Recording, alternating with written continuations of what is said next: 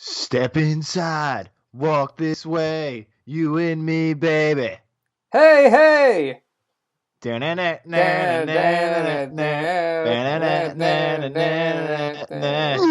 and gentlemen, boys and girls, children of all ages, welcome back to another phenomenal episode of Called to the Bullpen podcast. I am one of three hosts, Austin Keeney. I am the playoff perfectionist, -1. You got the Ravens wrong. Yeah. Football's like a bomb, baby. Come get it on. It's Jared Silberkleit. And we are Called to the Bullpen. Boom. We're here to talk some playoffs. Yeah, and what a crazy first round. Yeah, got almost every game wrong. Yep, I absolutely. didn't. I think I got every single one wrong. I knew it, except for the Ravens-Chargers one. I knew it. Well, let's just say this, everybody. Apart from the Texans, every single team this weekend had an opportunity to win their game. We had some really dicey, down-to-the-wire football.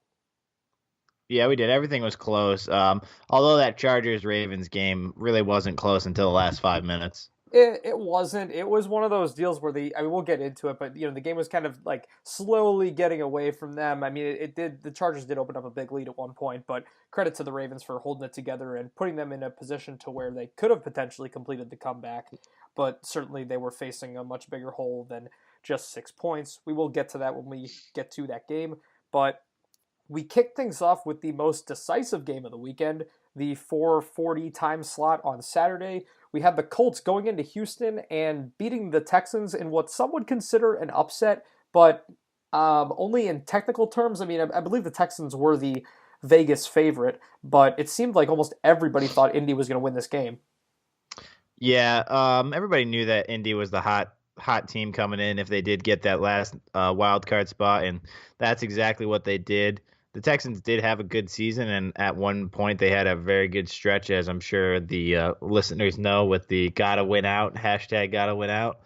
The Texans, I'm not sure where they were this week. I don't know if they just fell asleep and thought that they could handle the Colts, but I mean, they were arm tackling from like the beginning of the first quarter. Yeah. It was awful. Were 3-4 guys trying to tackle one random wide receiver at most points during this game, and everybody was missing tackles like crazy. Oh, they made Dontrell Inman look like an absolute Who the animal. hell is Dontrell Inman? Exactly. It was brutal to watch. Oh, that yeah. The offense didn't help, but that defense was brutal. Boys. Well, I think the Texans let me down, man. Yeah.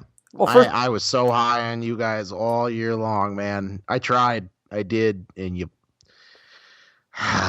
bent me over and you let me down, brothers. The Texans caught the Texans caught a really tough break early on in this game when the referees missed a very, very obvious pass interference on DeAndre Hopkins. I mean, this guy was basically arm tackled to the ground with no looking back for the ball about 40 yards from the line of scrimmage. Yeah, but that's football, though. You can't let one play early on in the game like just deflate your football team. That is just ridiculous. You got to be able to bounce back. Well, I'm not making excuses for them. No, I am saying that to have that happen very, very on in the first quarter and kill a drive was kind of the start of more bad things to come for Houston. But we talked about it in the previous show. I think that the Colts had the right offensive game plan going into this game as far as matching up against the Houston defense, because in the first half, Luck is throwing at will, because the way you're going to beat the Texans is through the secondary. They didn't try to win the war up front immediately. Instead, they just let Luck sling it, and you can tell he is throwing with so much confidence right now, the way he was hooking up with guys.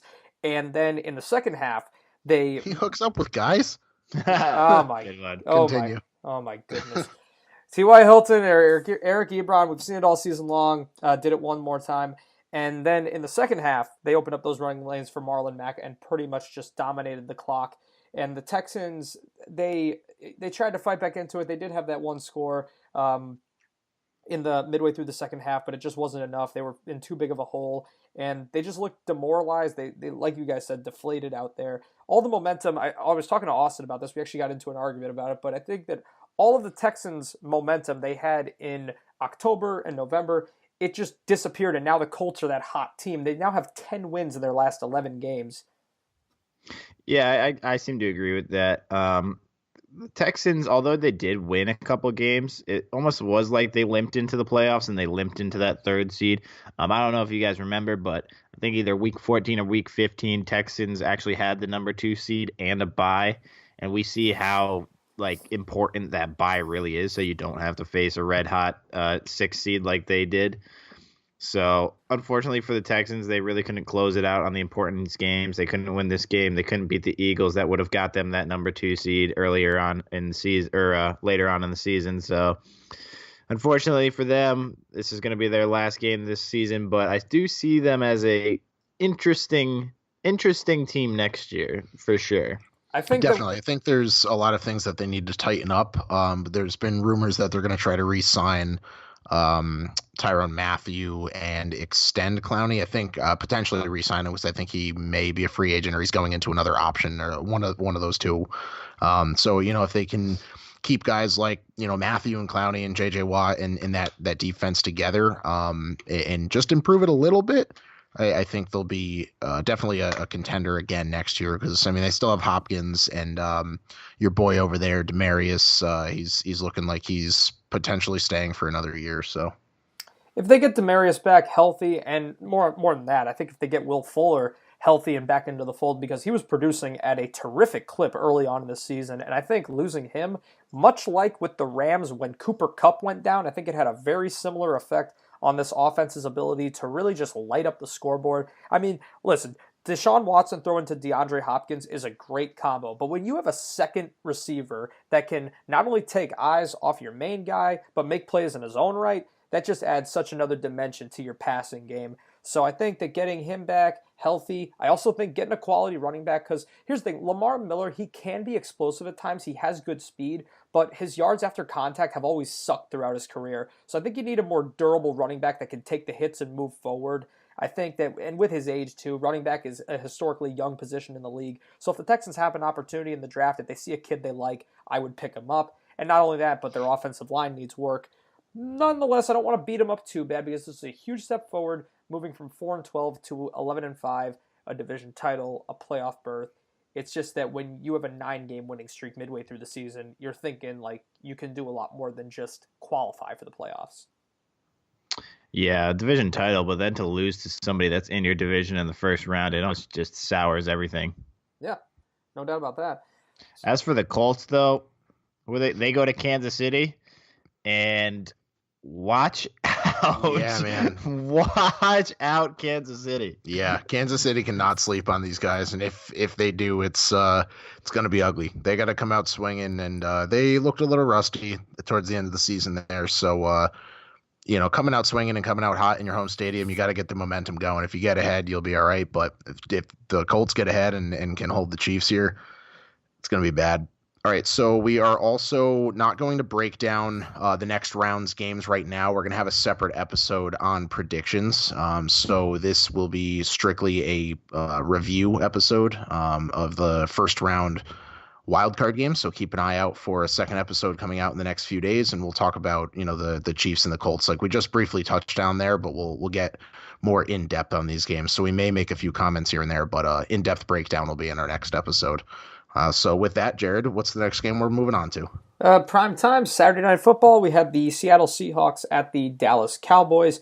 And this is a game where I have to eat some crow, unfortunately. Listen, I'm a bitter, jaded New York Giants fan, but I'm not above admitting when one of my most hated rivals is the better team. And the Dallas Cowboys in this game were just better than the Seahawks. They made their... Wow. Holy wow, Jared. Hold on. Somebody check. Is hell frozen? Is it snowing out? What the hell just happened? I just came to a realization throughout this football game as it was unfolding. This was a common case of Seattle's defense did their best to keep them in this game as long as they could. But unfortunately, Chase, I think you hit the nail on the head with your prediction. The fact that Seattle's running game was a total non-factor here. Chris Carson was invisible in this game.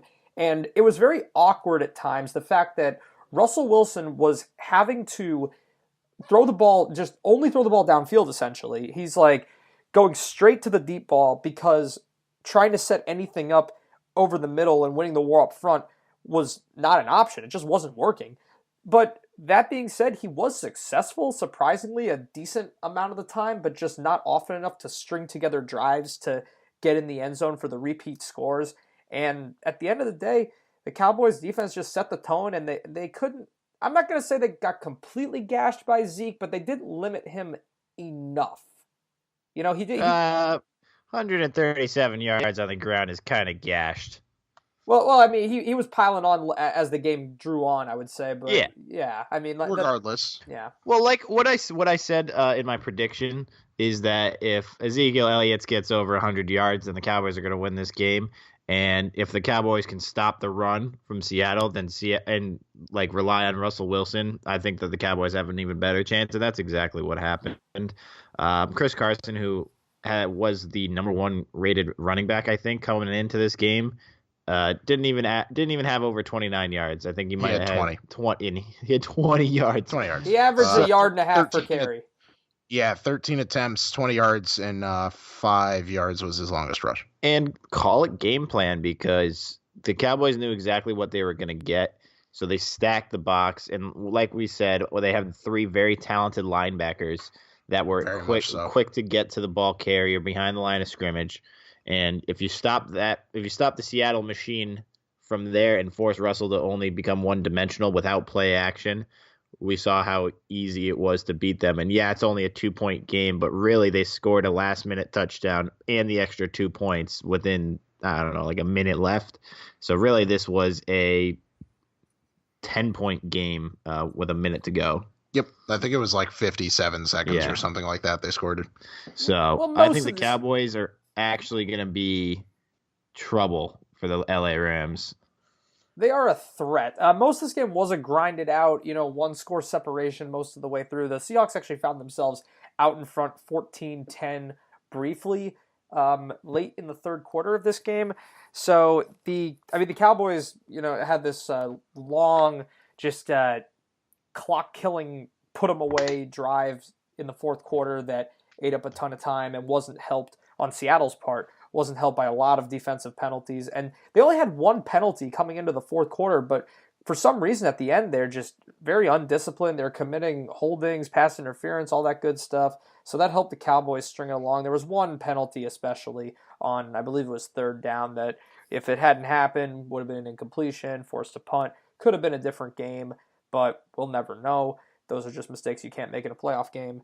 So I think Seattle, they had a good season. They overachieved for sure. I think they need to fortify themselves with some more pieces offensively. Probably shore up that offensive line because it got bullied around at times this year. They're a good team. They're not a great team. They are certainly not what they once were. But this was still a surprising season for them.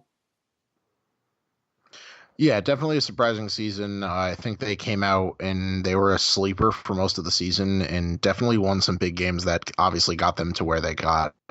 Unfortunately they fell a little short, but like you said, Cowboys were just the better team in that situation. And, it's nice to see some younger players really stepping up in these big games and kind of showing the veterans, if you will, what it's like, and putting them in their place. I'm not a Cowboys fan, obviously, but, to see guys like Dak and Zeke there walking in and, showing Doug Baldwin and, Russell Wilson and, guys like that who have been around the league and been in these big situations, how to win and, what it takes is kind of interesting.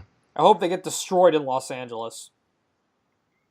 Yeah, well, it's also an interesting thing that puts them in LA and not facing the Saints. Because that could have been the other way around there. Had the Bears won, which we'll get into, could have been a different situation where Dallas could have been playing the Saints, which I think would have almost been an automatic loss. I guess nothing's automatic in these playoffs because obviously most of these games have proven that the underdog has won. I was going to say the underdog won in all of them. Every single game. No, the Cowboys were technically a home favorite, but everybody thought they were going to lose. Were they favored point-wise? Yeah, by 2, I think. Interesting. I was going to say, can you really be surprised at any of the results this weekend? We said it going in that all these games, we could have seen them going in either direction. We can give our predictions about who we think is going to win and who we think is going to lose, but I can't say that I was stunned at anything that happened other than, the end of... yes, you can. All right, the end of the Bears... the dink doink, you weren't stunned at at the dink doink? Well, we'll get to that. 'cause We'll get to that. Yeah, we'll get to the dink doink. I'm very angry about that one, but we're not there Table yet. Table it. The Rams at home, as of recording time, favored by 7 points at home, which is a large number. But Jared, like you said before recording, a tie game and one touchdown is a 7-point spread. So it's big, but it's very reasonable. And it's interesting that they're favored by that much. So that's what she said. I hate you. That being said, Jared, where are we moving on to? We're going to Sunday. We're going to the AFC Championship game, the Chargers at the Ravens, because, like I said, the winner of this game is going to the Super Bowl. I was wrong about who I thought was going to win this game and rep the AFC, but I'm more than happy to jump on the Chargers bandwagon because they showed me in this game that they, like I thought Baltimore did, they, in fact, have a defense and an experienced quarterback, and they got it done. It wasn't always pretty, but they had a steady lead throughout. They never trailed in this game. They were ahead 20-3 at one point, I believe. They were just kind of building. It was 20. It was 20-3. They were just stacking, the little field goals here and there, taking their opportunities. Yes, it was. Yeah, the Chargers were just stacking, the points little by little, just building blocks. They weren't going to get a ton from the Ravens as far as points to expose on their defense, but here's the big difference between when these teams first play each other. This time, Lamar Jackson, obviously, he looked like such a rookie in this game. I mean, he had a miserable first 3 quarters. It says a lot that the Ravens stuck with him the whole time and didn't put Joe Flacco in, but he was awful. Joe Flacco put his helmet on at one point, and I texted the both of you. I think it might have been towards the end of the third even, but maybe it was the beginning of the fourth, but I remember seeing him stand up and put his helmet on, and I texted you guys, and I was like, uh-oh, Flacco time, and I was contemplating having to come on here and just insert my foot in my mouth if Flacco came in and won this football game, because that would have been the end of my argument forever. However, they didn't put him in, which means he's still a fluke. And they did end up coming back. It's a shame. It's really going to be growing pains with Lamar Jackson for a little bit. His ball control and just the way that he handles the ball in the pocket under pressure. He runs with the ball like he's playing basketball. Like his backyard football. But there's no protection. He just palms it with one hand and flails his arms like the wacky wailing arm inflatable tube man. Yeah. And that's just not a thing. It's just not. And granted, the late game fumble came when he was trying to pass the ball, but there was 3 or 4 plays towards the end of that game that he scrambled, and the one really good pass that he scrambled wide right, I believe, and just floated it over a Chargers defender for, what was it, a 20 or 30-yard completion, whatever that was. Yeah, at that point I was like, oh crap, the Chargers are in trouble. Correct. And that was a great play, don't get me wrong, but the entire time that he was dancing between defenders, he had one hand on the ball. It was as far out to the right of his body as he can extend his arm, and he was just flailing it in the open air. There was no control of that football. And I honestly almost just said basketball and had to catch myself. There was no control, and you're 100% right. He has to learn how to control that ball in the pocket. You can't just dance around and throw your arms like an idiot. You're going to drop the ball, and he had a lot of trouble this year with ball security. He definitely fumbled the ball. Probably the most out of all the quarterbacks. I think that's a fact. I don't really need to fact check it. He fumbled the ball so much. It's going to be a long off season of a lot of ball protection drills. He'll probably start working out sooner than the rest of the team before training camp and all that, working with their private coaches and yada, yada, yada. But they're really going to need to, how many? Just as a fact check, Lamar Jackson led the league with fumbles with 15, and behind him in second place, tied for second place, Derek Carr and Jared Goff and Dak Prescott actually for 12 apiece. Yeah, and Lamar Jackson only played half the season. Yeah, correct. He played a significant less amount of games than most people on this list. So the Ravens are in a very, very interesting position right now because obviously there's a couple ways to look at the second half of their season, right? On one hand, you could say Lamar Jackson's a rookie, and they went 6-1 and won the division, and they got a playoff berth. They got the rookie quarterback, and it's instant success. It's already working. They got their guy not only for the future but for the here and now. And look, I mean, we really got something here with this kid. and he's only going to get better. Or no. I was going to say there's a caveat. Or you look at how he's played. You look at the fact that the Ravens have won with a college-style offense in the second half of this season. And if you look at the history of running quarterbacks in this league, they don't have long shelf lives. The league figures it out really, really fast. So I really believe that this could have been a situation where, now I thought the Ravens had a lot of momentum going into the playoffs, and I thought that it could have carried them all the way to the Super Bowl because they had the defense. But this could have been a situation where they needed to strike while the iron was hot, and it might have been just the here and now because for all we know, Lamar could suck next year. This could carry over from this game. He needs to become a better quarterback before he becomes a better quarterback. And what I mean by that is he needs to become a better passer of the football. He needs to be a better reader of defenses. He needs to be able to make plays that aren't just read options or play action passes. RPOs, God forsake, we say that. So it's going to be, like I said, it's going to be a long offseason for Lamar Jackson. And I think that John Harbaugh is going to stay the coach of the Ravens. That's at least what it seems like at the moment. Seems like he doesn't have any intent of leaving. So therefore, John is going to have to work with Lamar a lot. And they might have something special in him. I mean, Cam Newton had a couple good years. But eventually it comes down to teaching every quarterback to become a pocket passer. I agree. And switching gears, we got to talk about the Chargers here because this was a very, very impressive win for them. Going on the road, literally going all the way across the country to play in the 1 p.m. time slot. That's not easy. They're switching time zones, and plus you got to deal with the long travel. But with them, this is a common case of they played the Ravens just a couple weeks ago, and they were clearly taking mental notes because they got beat kind of bad from an offensive standpoint as far as their offense struggling in that game.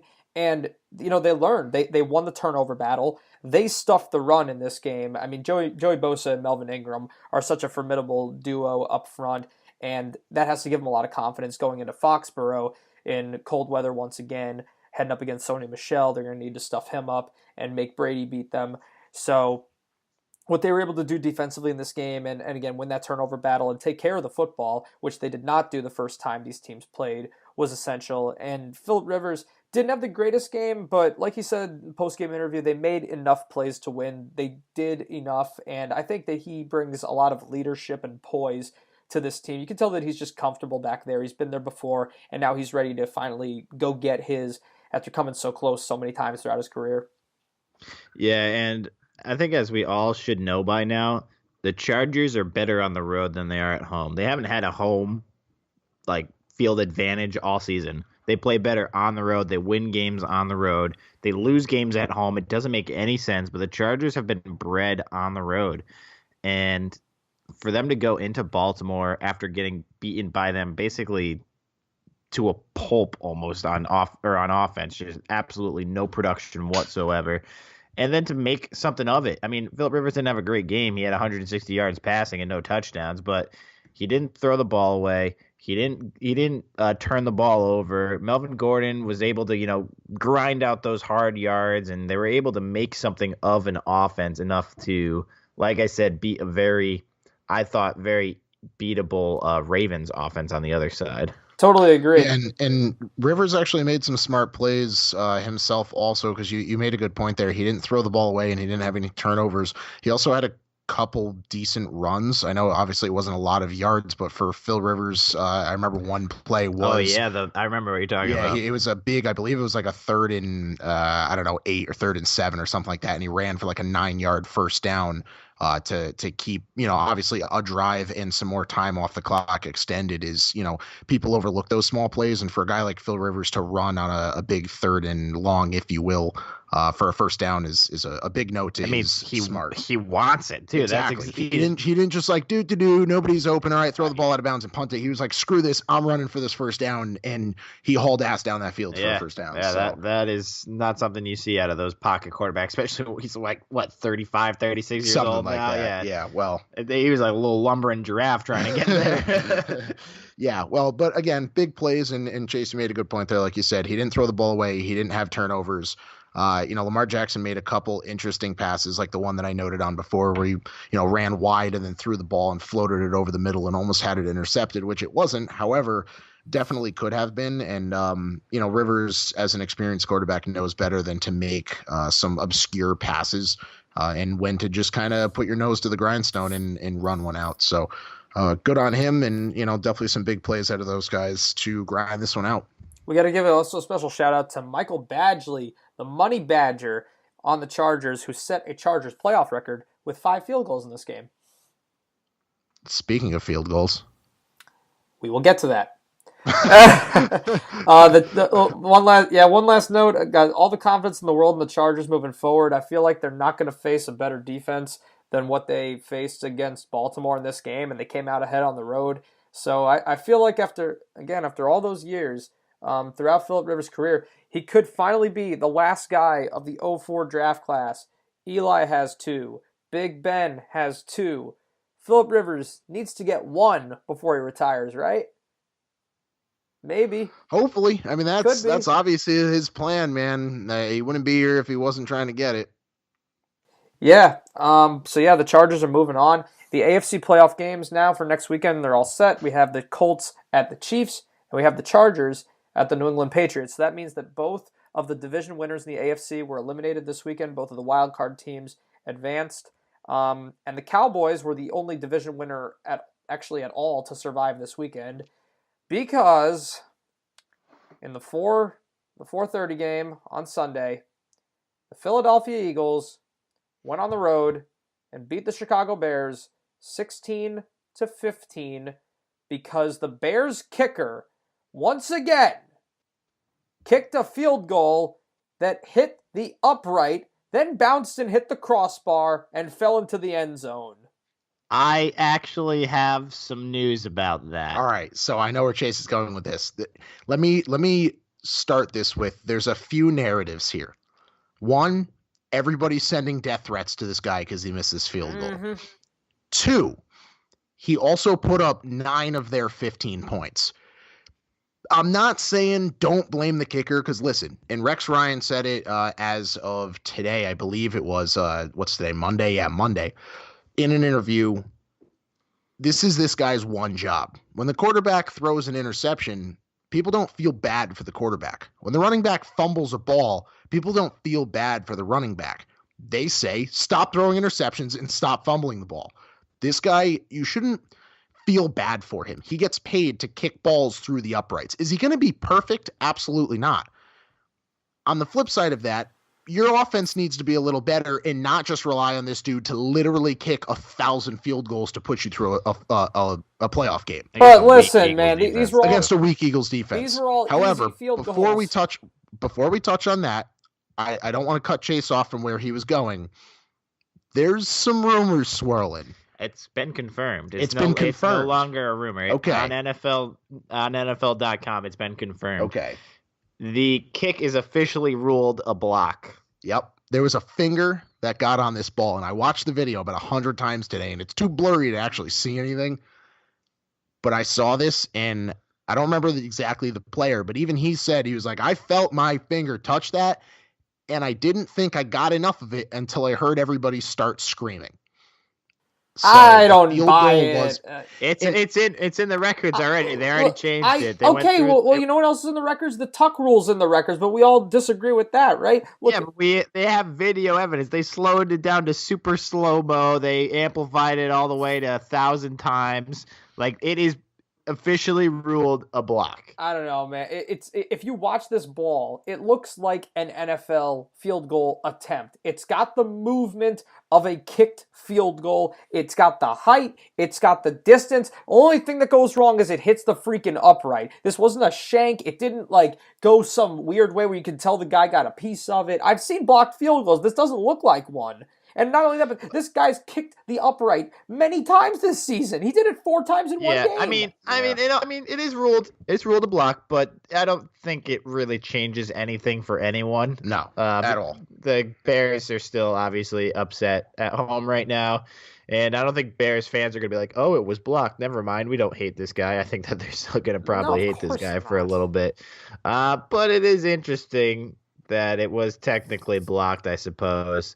But not just talking about that part of the game. Let's get into the actual, the start to finish of this game. Sure. The Bears defense, they did what you expected, except for they never really closed it out at the end. The Eagles had a nice long drive. I mean, I'm going to skip through a little bit, but they basically went field goal, and then the Bears scored, and then the Eagles came back. But the Eagles' drive to put them up 16 to 15. Where is the big play from Khalil Mack? Where is the big turnover from these guys that have 20 interceptions on the season, I believe, or 19 interceptions on the season? They had 2 interceptions in this game. They did. No, but where's the finishing play? That's what I mean. Listen, that's why you pay these guys. It's for these moments. Listen, their defense held a playoff football team and the defending Super Bowl champions to 16 points.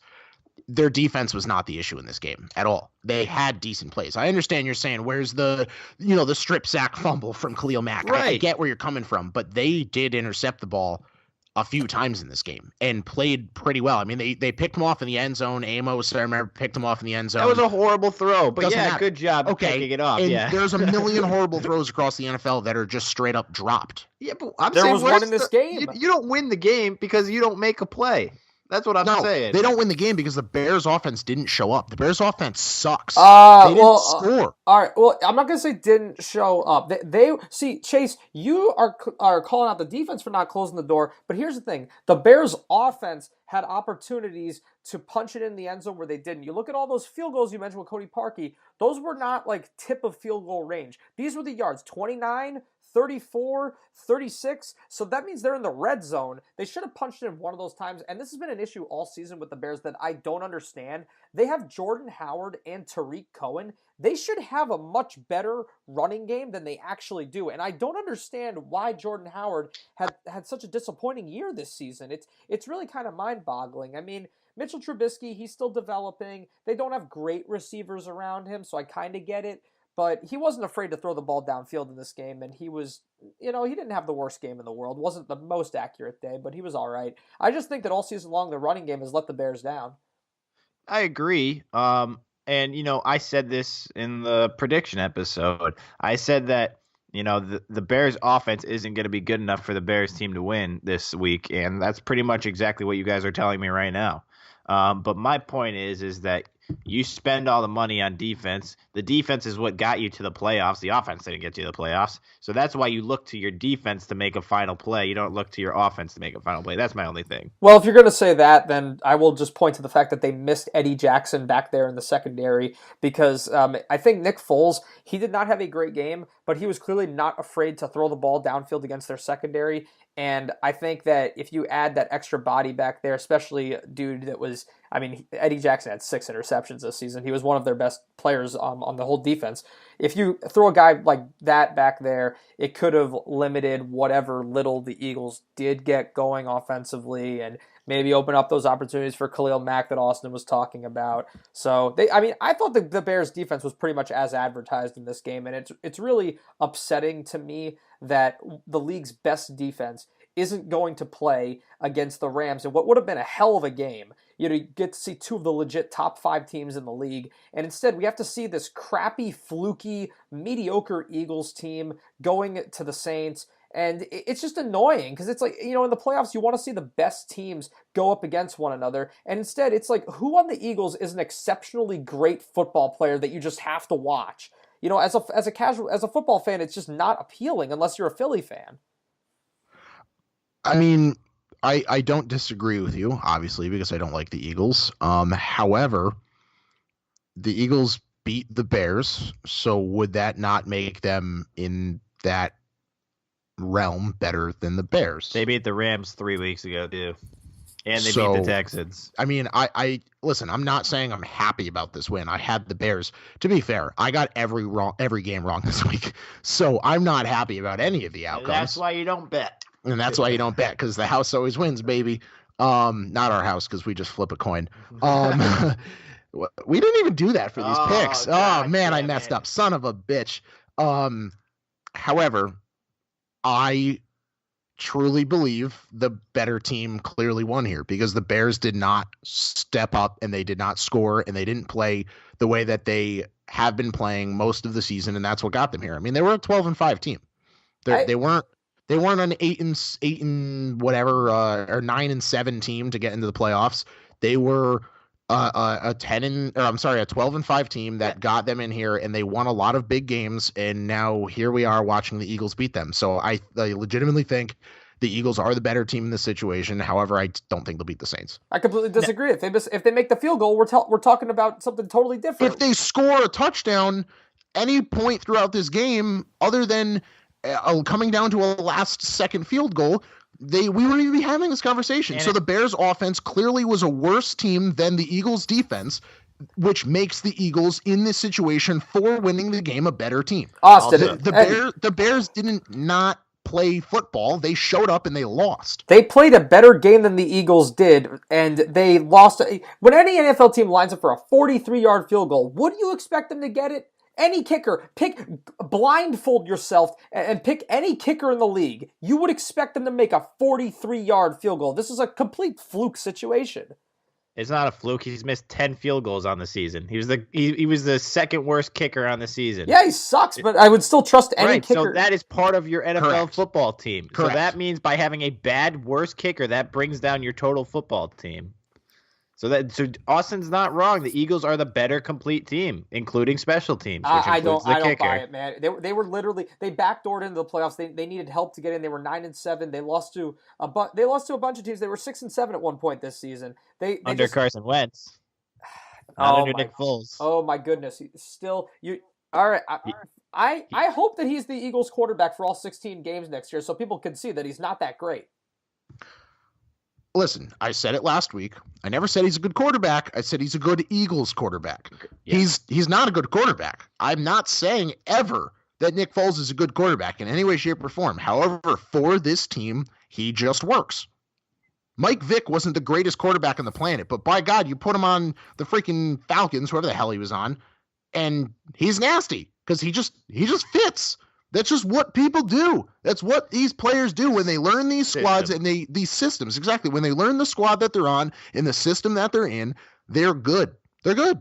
Patrick Mahomes could probably go to the Patriots and be an absolute shit quarterback because their system doesn't work for Patrick Mahomes. But under Andy Reid, he makes sense. And I'm not saying specifically him. I'm just talking quarterback to... That was the smartest thing you've ever said. I swear to God it is. Well, thank you. But my point is, I'm not saying he's a good quarterback. But for the Eagles, he just works. Sometimes these things just work. Derek Jeter was really not that good of a baseball player. But on the Yankees... You shut your mouth. He's one of the best baseball players of all time because he was on the Yankees. Jared's like, you stop right there. No, I'm telling you. Look at Derek Jeter's numbers his entire career. And listen, we're not getting into baseball. They're great. They're really not that good. He was not a good hitter. He was not a good player. He was a decent fielder. Every year. Derek Jeter is only in the Hall of Fame because he was on the Yankees. That is not true. 100%. This is not happening right now. We will put it in another episode. I'm appalled. I didn't think I could get angrier than the Eagles winning, but Austin found a way to trigger me. It's funny because you're both Yankees fans. This is ridiculous. Anyways, this is what happens when the playoffs, baby. This is why it's called the wild card round. If everything happened that you thought it would happen, why would you even watch? Well, I'll tell you this much. We all said at the end of the day, New Orleans Saints, Super Bowl champions. Doesn't matter how we get there. There are 12 different roads, 20 different roads, however many. It all leads to Drew Brees with another ring. That's right. Now, gentlemen. Let's address our broken brackets. All right, hold on. Do you know what time it is?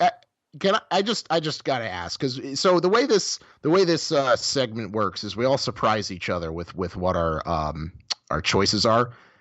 Can I just guess that we're all taking the kicker of the freaking Bears? Is our all moment here? Is this a joint all moment for the three of us? Yeah, I think so. I think it's got to be. All right, it's got to be. All right, so we're just gonna address this right here. Let's do the intro first. Right, Jared, what time is it? Well, it's time for the Cody Parkey.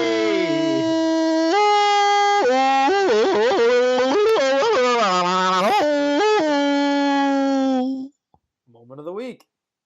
That's right. I said the Cody Parkey moment of the week. The Cody Parkey moment of the week, baby. That is the Bears kicker, for all you that don't know that. Yes, it's going to have to fall onto him. Even though it was changed to a block. It was changed to a block, but like Rex Ryan said, you got a job you to do, got man. one job. Get the ball up in the air and stop kicking it so goddamn low, and maybe it wouldn't have been blocked. And the worst one is, the first part is, they iced him, and the first one went right through the uprights. Did you see somebody freaking redid the Pepsi Ice the Kicker commercial with Cody Parkey? I did not see that. It was incredible. Did you see somebody put a Photoshop of Sandra Bullock with a blindfold on it?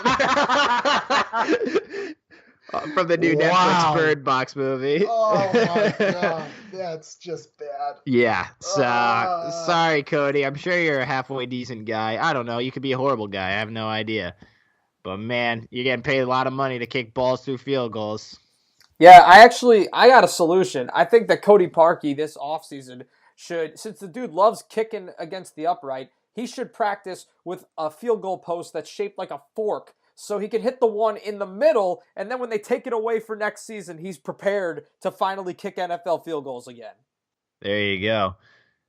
Oh man, I do hope that the death threats stop, though. I must. Yeah, come on, leave the kid alone. He did not freaking look. He did not capture people belonging to a minority group and execute them. He missed a field goal for a football team in a game.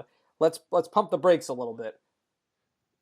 Yeah, but with that is our old moment of the week, and that is our NFL wild card recap. We will get into our preview on our next episode for the divisional round. That's right. We are on to the divisional round. Yes, we will. Yeah. And as always, keep it locked right here on Call to the Bullpen, wherever you're listening to us from, whichever platform of your choosing, which, of course, includes iTunes, Spotify, Libsyn, Stitcher, and YouTube. Very good. I'm proud of you. Thanks. Also, follow us on Instagram, Facebook, and Twitter. And give us a shout, subscribe, like, follow, share, whatever other buttons those things allow you to do. Message, just not with creepy links to your XXX pages, because I get those way too much on Instagram.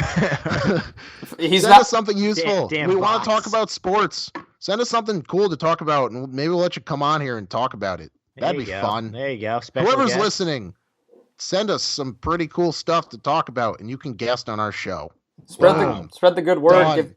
Whatever happened to the jersey? Did we get? We got like 4 people to share it, and it's just not enough. So we're gonna add more people to the pool, and we'll keep sharing it as we grow. So if you're listening, we still have a pool going, or a entry, if you will, for a jersey giveaway. But I'm not just gonna let 4 people. 25% chance to win a freaking jersey is a little ridiculous. So let's get some more of you guys entered.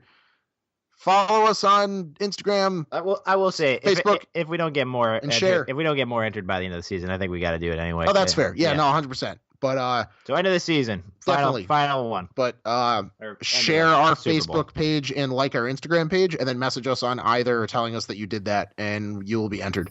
Yeah, I know a couple people who did. I'm gonna enter too. I enter? You can't win. You're a host. Am I? You get enough jerseys, you asshole. With that being said, Jared, who are we? We are Called to the Bullpen, and much like the Baltimore Ravens, the Seattle Seahawks, the Houston Texans, and the Chicago Bears, we are going to play golf. Golfing!